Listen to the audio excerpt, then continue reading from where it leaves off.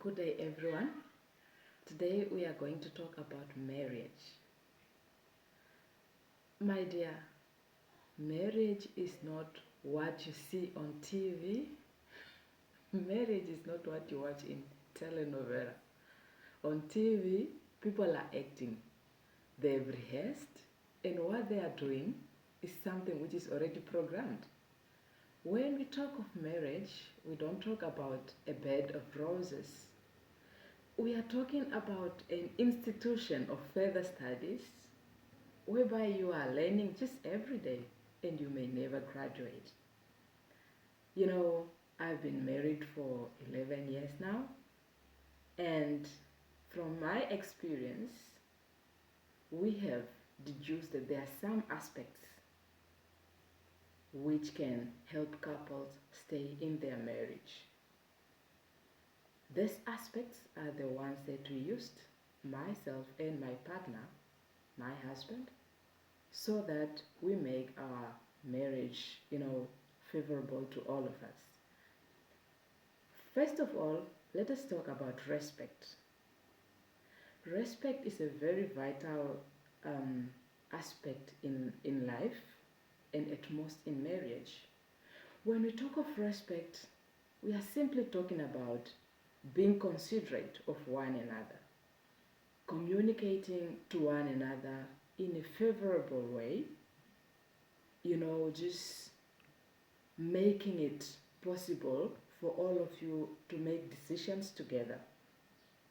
Even in Genesis, most of our marriage are based on Christian values.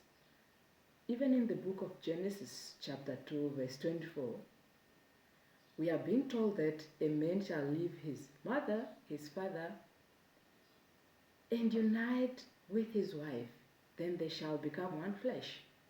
This means that a couple is now one person, and when decisions are made, this couple should be very considerate.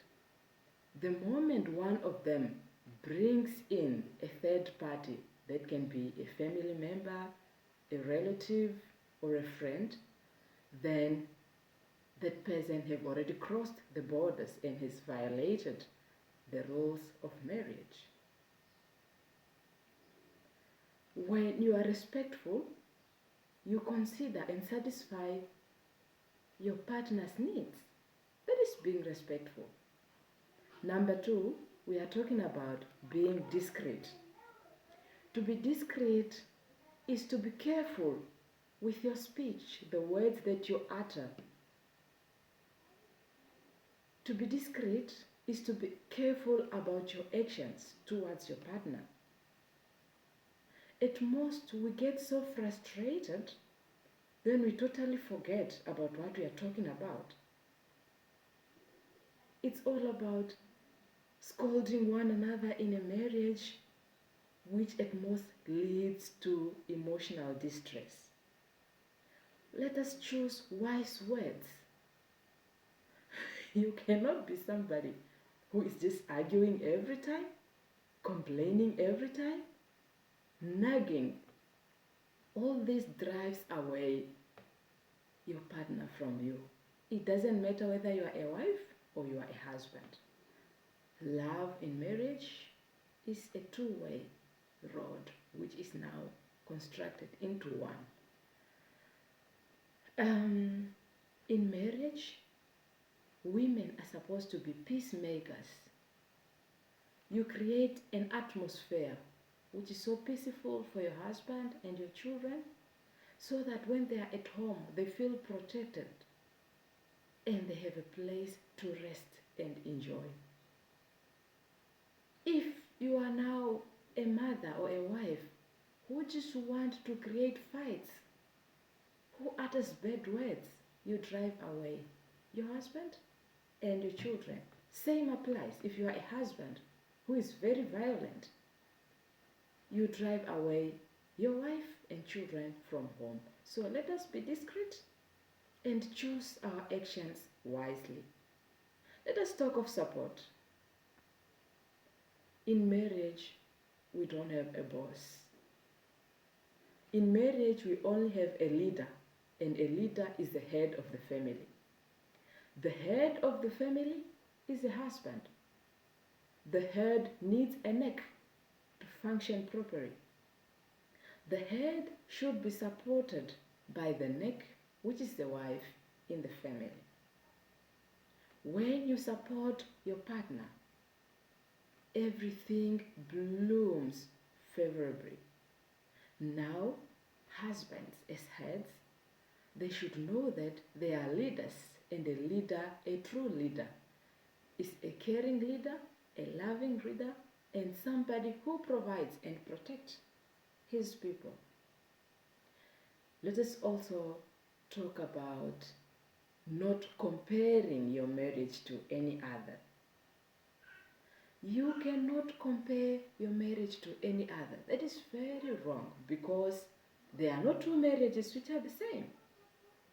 My husband cannot be like yours. Your husband cannot be like mine. Same applies.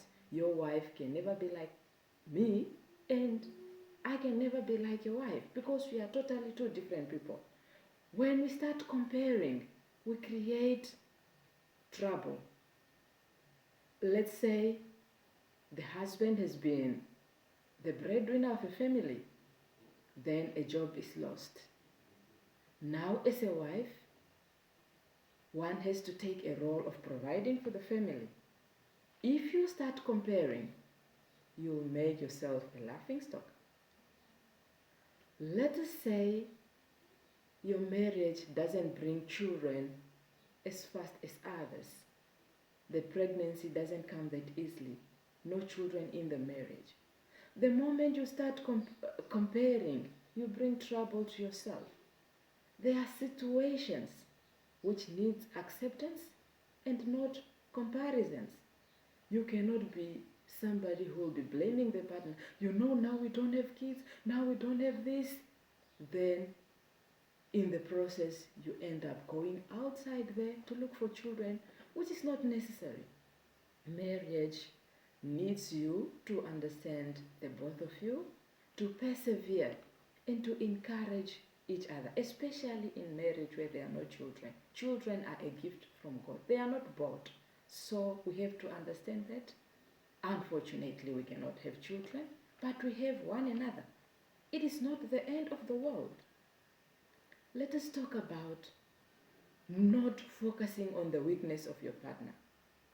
When you start focusing on the weakness of your partner, you become very angry. Nobody is perfect, No one is an angel. We all have skeletons in our closets, but it doesn't mean that every day you just have to bring out the weakness of your partner. Last year you came home at 6 o'clock in the morning. Okay, it happened, but now truly, if you bring it up, what will it bring anymore? It will just bring trouble, frustration, and things like that. That is something that you would have spoken about long back. When you know that your partner is weak in this, encourage them to improve, not to be making their weakness a weapon of sabotaging them. Now, let us talk of intimacy. A marriage without intimacy, I feel like it's a dead marriage. In the Bible, in the book of Proverbs, chapter 5, verse 18 to 19, we are told that husbands should be intoxicated by the love of their wives. Now, we are talking of being intoxicated. We are told to enjoy ourselves, simple as that.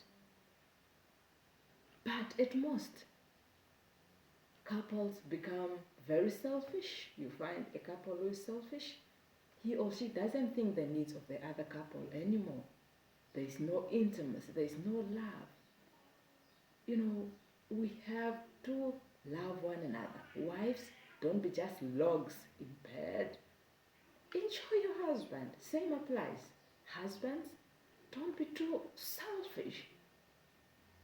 Help your wife to reach out where you guys really want to reach out together. When there's no intimacy in marriage, this results to infidelity. When we talk of infidelity, we are not only saying that it happens in marriages where things are not fine. Infidelity is actually at times just a temptation that overpowered somebody.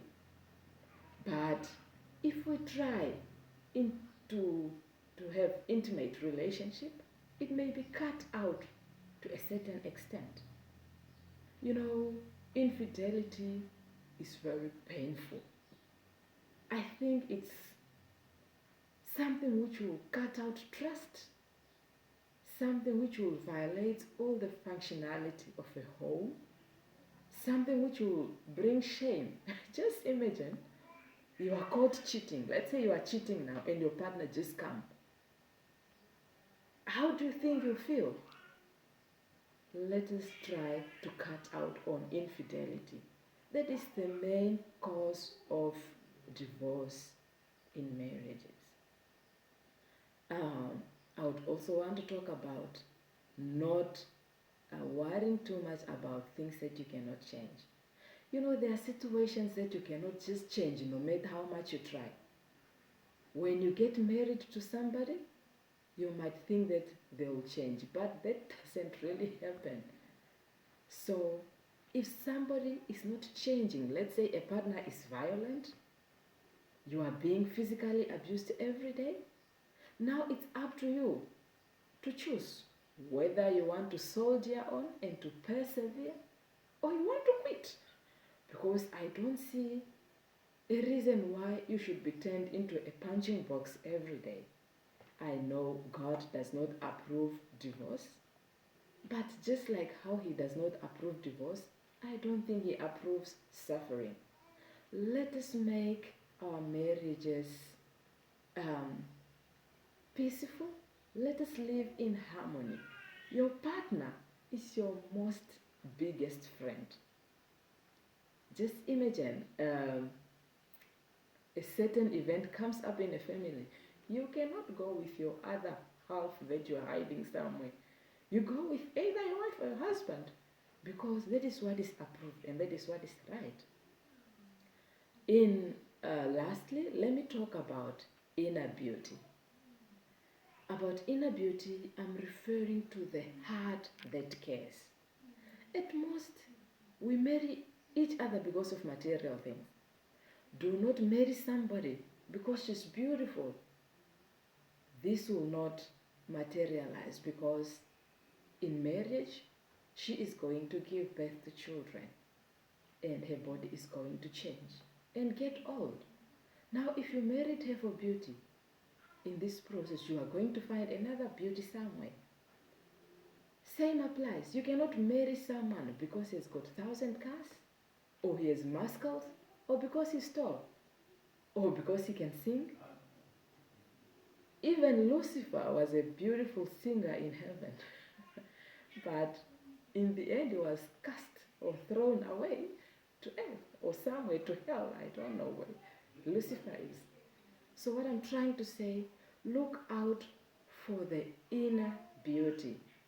We are told that for a wife in the Bible, a noble wife, is referred to a wife as, is referred to a woman of noble character, whom the husband sees as a beautiful crown on his head.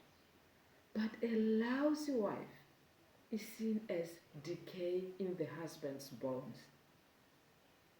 When we become lousy wives or lousy husbands, we become abusers of emotions of others. We cut out their self-esteem, their confidence, and we turn them into, things which are too humble. Somebody who's always scared, somebody who doesn't see the bright future ahead anymore. So please, let us make our marriages beautiful. Let us be friends in our marriages. Let us respect one another, be discreet, never compare one another or our marriages to others, and accept ourselves. Let us also create memories when we are having ups in our marriages, meaning that when things are not good, let us reflect to the best memories that we have created. Travel together or think about how you guys met. You cannot just always think about how this guy is always, doing bad things at home, or how this woman is now too fat that she cannot fit on the chairs anymore. No, think of how you guys met. Cherish all the moments. Raise your children so well. If you don't have children, you have each other. Don't forget that it is only supposed to be death which is supposed to separate a couple who is married according to the Christian values. With these words, I leave you in peace. Let us build our homes. Let us love one another. Marriage is a beautiful thing when two people are working together. Have a very beautiful day. I just love you, and I'm sure you are going to change today. Bye.